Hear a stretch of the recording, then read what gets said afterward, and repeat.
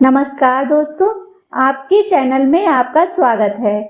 आज हम आपको सुनाने जा रहे हैं 7 चोर और नाई की चतुर पत्नी की कहानी। अगर आप चैनल पर नए हैं तो चैनल को सब्सक्राइब करें।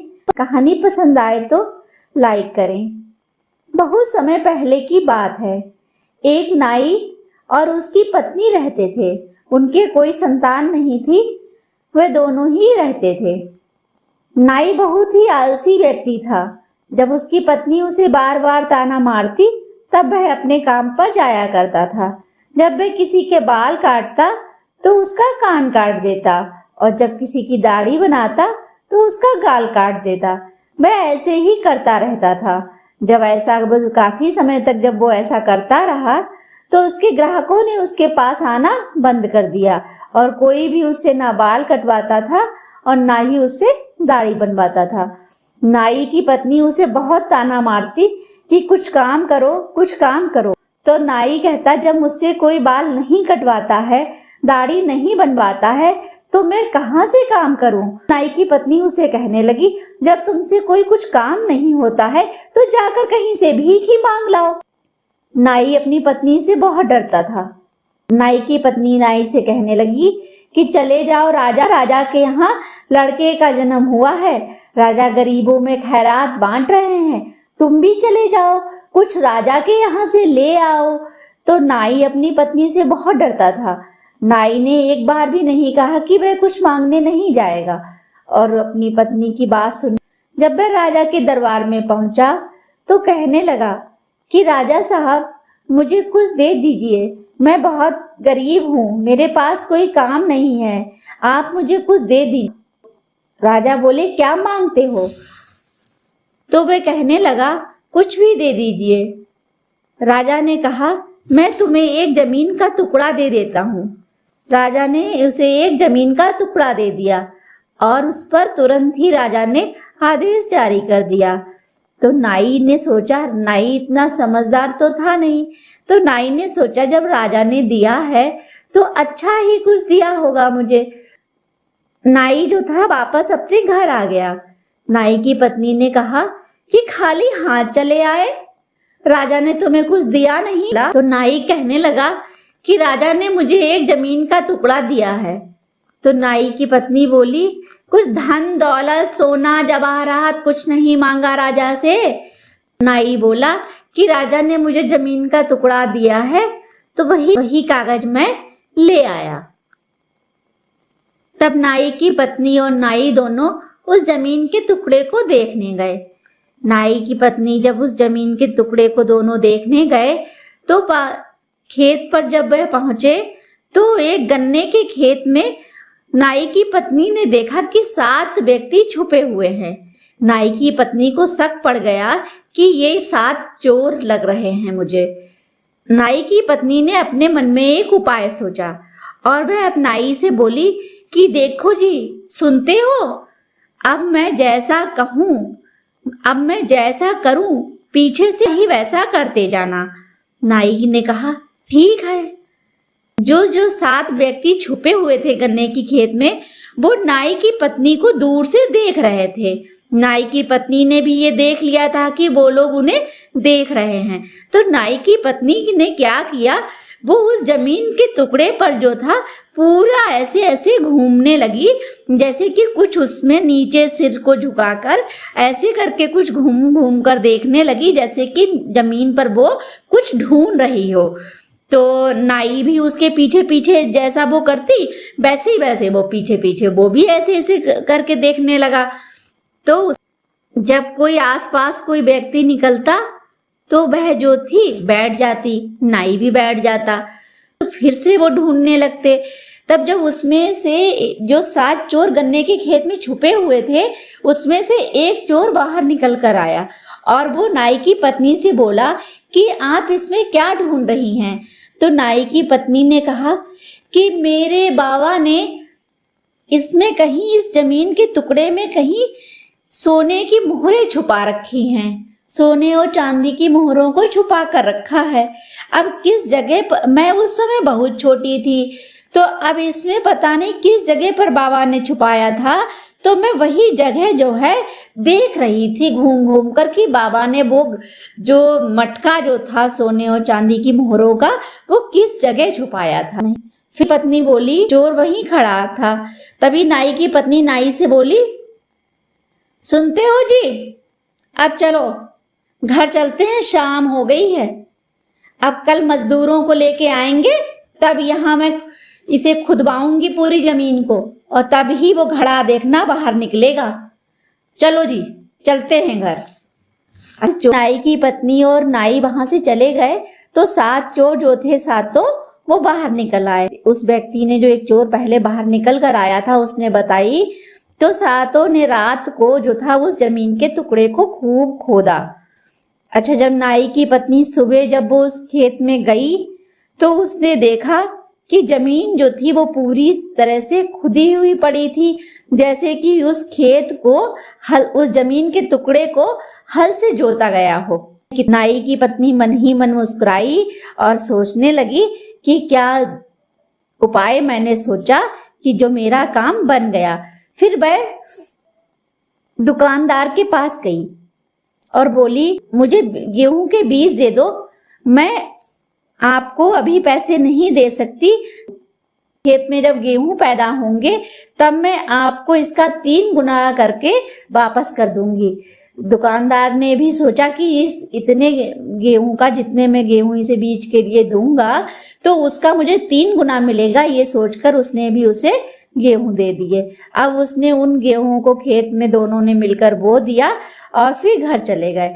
थोड़े समय बाद जब फसल पैदा हुई तो गेहूं की जो फसल पैदा होनी थी वो उससे कहीं ज्यादा अच्छी पैदा हुई। फिर उसने गेहूं काटे, तो दुकानदार से उसने गेहूं लिए थे उसका उसने 3 गुना करके दुकानदार को दे दिया, और बाकी थोड़े गेहूं उसने जो भी उसने पूरे साल खाने के लिए भर लिए, और बाकी जो गेहूं बचे उसको उसने बेचकर सोने और चांदी की मोहरें खरीद ली। चोरों की जो पैनी नजर थी वो नाई की पत्नी पर थी।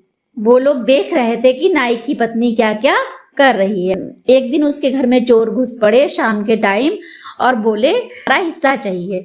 तो नाई की पत्नी बोली कि तुम्हारा काहे का हिस्सा, कहीं इस खेत को हमने खोदा था तो हमें हमारा हिस्सा चाहिए। नाई की पत्नी बोली, यहाँ कोई हिस्सा उससा किसी को नहीं मिलेगा, ये मेरा खेत है और मैंने ही मेहनत करके इन गेहूं को उगाया है। नाई की पत्नी ने देखा कि सारे चोर बाहर चले गए, लेकिन एक चोर जो है उसके घर में ही छुपा बैठा हुआ है। नाई की पत्नी ने उसे देख लिया। तब नाई की पत्नी बोली कि सुनो जी, होशियार रहना चोरों से। हाँ। तो नाई बोला कि क्या करा तुमने उस हड़िया का? कहीं हड़िया का क्या करा है? हड़िया की सोने चांदी की मोहरों की हड़िया को मैंने अपनी चारपाई के नीचे ही खड्डा खोद के छुपा दिया है, और उसके पीछे उसके ऊपर मैंने एक मिठाई का डिब्बा भी रख दिया है। तो नाई बोला, ये तुमने ठीक करा, और दोनों लेट गए। रात जब हुई तब उस चोर ने क्या करा, उनकी चारपाई के नीचे से जब वो गड्ढा खोदा तो सच में उन्हें हड़िया जो थी वो मिल गई, और हड़िया जो थी वो मिल गई। अब वो हड़िया को लेके बाहर चला गया और सारे चोर भी उसके पास आ गए, और जब वो सोचने लगे कि इसमें तो उसने ऊपर तो उसने मिठाई भरी थी, तो लाओ पहले मिठाई ही खा लेते हैं। जब उन लोगों ने ऊपर से उसमें मिठाई के लिए हाथ डाला और सबने अपना अपना हाथ डालकर निकाल लिया और खाने लगे, तो वो बकरी की लेंड़ी जो थी उसने नाई की पत्नी ने उसमें भर दी थी, और उसे खाकर सारे चोरों का बड़ा बुरा हाल हो गया। बहुत बुरा हाल हो गया उन चोरों का, और वो चोर जो थे नाई की पत्नी को मतलब बुरा भला कहने लगे। फिर एक चोर उसके घर में छुप गया, और फिर नाई बोला, अब तुमने उन मोहरों का क्या करा? तो कही, अब मैंने उन मोहरों को बाहर जो घर के बाहर नीम का पेड़ लगा है उस पर टांग दिया है। तो नाई बोला, ठीक करा तुमने। चोर ने वो बात भी सुन ली उसकी, और चोर जो था वो निकला बाहर और कहने लगा कि नाई की पत्नी ने तो सोने की मोहरों को उसने नीम के पेड़ के इस पेड़ के ऊपर टांग दिया है। अच्छा, जब वो चोर जो था वो एक चोर उसमें से चढ़ा और बाकी चोर जो थे वो मतलब दूर जैसे खड़े रहे। तो चोर चढ़ा तो उसमें अंधेरा था, अंधेरे में तो कुछ दिखाई नहीं दे रहा था। तो उस नीम के पेड़ पर मधुमक्खी का छत्ता लगा हुआ था। तो मधुमक्खी का छत्ता लगा हुआ था, उनने अंधेरे में सोचा यही हड़िया जो है वो मोहरों की लटक रही है। तो उस चोर ने ऐसे करके जब पेड़ पे वो चला और तो पेड़ तो जो था वो हिला। तो जब पेड़ हिला तो मधुमक्खियां जो थी वो उसमें से उड़ी और उसे काटने लगी। तो उसने जब पीछे मधुमक्खियों ने उसके पीछे काट लिया तो वो पीछे ऐसे करके वहीं मतलब ऐसे खुजलाने लगा। तो जब खुजलाने लगा तो दूर से चोरों ने देखा कि अरे ये तो मोहरें तो निकाल निकाल के ये अपनी जेब में भरने लगा है। तब दूसरा चोर उसके पास आया, वो भी चढ़ गया। जब वो चढ़ा तो उसके चढ़ने से भी पेड़ हिल गया। तो जब पेड़ उसके चढ़ने से भी हिल गया तो उसके भी आगे पीछे मधुमक्खियों ने काट लिया। तो वो भी कभी आगे हाथ लगाए कभी पीछे हाथ लगाए। तो वो दूसरे जो चोर जो 5 चोर जो दूर खड़े थे तो उनने सोचा कि अब ये दोनों लग रहा अकेले ही मोहरें रख लेंगे और हमें कुछ नहीं मिलेगा। तब सब जो थे पेड़ पर एक साथ चढ़ गए और वो छत्ता जो था बहुत पेड़ बुरी तरह से हिला। तो जो सबके मधुमक्खियों ने बिल्कुल काट लिया। सब मधुमक्खियां 7 चोरों पर बिल्कुल टूट पड़ी और उनका काट काट के मधुमक्खियों ने बहुत ही बुरा हाल कर दिया। अब जो घर के बाहर जो थे वो खड़े हो गए। अब घर के बाहर खिड़की के बाहर नाई की पत्नी ने देख लिया कि चोर जो है हमारे घर की खिड़की के बाहर खड़े हुए हैं। तो नाई की पत्नी ने क्या किया, अपने पति का जो अस्तुरा था बाल बनाने वाला दाढ़ी बनाने वाला वो ले लिया और जैसे ही वो खिड़की के पास अंधेरे में चुपके से खड़ी हो गई, जैसे ही एक चोर बाहर निकले और बस वो फटाक से उसकी नाक ऐसे करके काट दे। तो वो कहा अरे यहाँ कोई, एक चोर चिल्लाया अरे यहाँ कोई पैनी चीज है जो मेरे लग गई। जब दूसरा आया दूसरे कटी वो दूसरा भी बिलबिलाए। ऐसे ऐसे करके 6 चोर अंदर आए खिड़की से और 6 के 6 चोरों की नाक उसने काट दी। तो 7वां बोला, 7वें चोर ने सोचा भाई मैं तो अंदर नहीं जाऊंगा, कम से कम मैं तो अपनी नाक बचा लूं। तब सब चोर जो थे भागे वहां से और नाई की पत्नी ने जो थी 6 चोरों की जो नाक जो कटी हुई थी वो एक कपड़े में बांध कर रख ली। अब 7 चोरों ने ये सोचा कि इस नाई की पत्नी से अब हम ऐसे बल से जो है जीत नहीं सकते, ये बहुत दिमागदार औरत है, इससे अब हम ऐसे जीत नहीं सकते। फिर 7 चोर जो थे वो राजा के पास गए। उन्होंने नाई की पत्नी की शिकायत वहां लगाई और कहा। फिर नाई की पत्नी भी वहां पहुंची और उसने भी जो था मतलब बढ़ा चढ़ा के खूब चोरों की बातें जो थी वो राजा को बताई और कही। राजा ने जो था जब बात पूरी नाई की पत्नी की जब कहानी सुनी तो राजा तो बहुत हंसे और दरबार में जितने लोग बैठे थे वो भी बहुत हंसे। राजा ने चोरों को जेल में डलवा दिया और नाई की पत्नी को पुरस्कार दिया और बहुत ही उसे शाबाशी दी और अपने दरबार में नाई की पत्नी को काम भी दिया और नाई को भी कहा कि अगर तुम भी हमारे दरबार में काम करो और जिस भी चीज की तुम्हें लोग को जरूरत हो वो हमें बताओ। और नाई की पत्नी और नाई जब अपने घर वापस लौटे तो बहुत खुश थे और नाई ने सोचा आज उसकी पत्नी की चतुराई की वजह से ही उसके ये दिन बदल गए हैं। दोस्तों, आपको कहानी कैसी लगी?